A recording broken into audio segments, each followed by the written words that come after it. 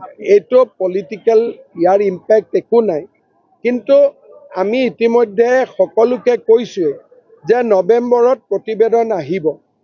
মৰাণ মটক ৰাইজেও জানে প্ৰতিবেদনত কি আহিব, বা কোচ ৰাজবংশী চুতীয়া সকলোৱে জানে। তাৰ পিছতো আন্দোলন কৰি থাকিলে অসমৰ পৰিৱেশ বেয়া হয়, আৰু যিটো ধুনীয়াকৈ হৈ যাব সি জটিল হ'ব। সেইকাৰণে মই সকলোকে কওঁ যে আন্দোলন কৰি অসমে আজিলৈকে একো পোৱা নাই। কালি নাৰেংগী কুৰুৱা দলং পালে, আন্দোলন কৰিতো পোৱা নাই। গুৱাহাটী উত্তৰ গুৱাহাটী দলং হ'ল, আন্দোলন কৰিতো পোৱা নাই। নামৰূপত সাৰ কাৰখানা হ'ল, আন্দোলন কৰিতো পোৱা নাই। আন্দোলন কৰি অসমে আজিলৈকে একো পোৱা নাই। গতিকে আন্দোলন কৰাটো সময়ৰ এটা অপব্যৱহাৰ, ৰাইজৰ ক্ষতি হয়, আৰু মই সেইকাৰণে অসমৰ নতুন প্ৰজন্মক আন্দোলনৰ মানসিকতা ত্যাগ কৰিবৰ কাৰণে সদায় আহ্বান জনাওঁ।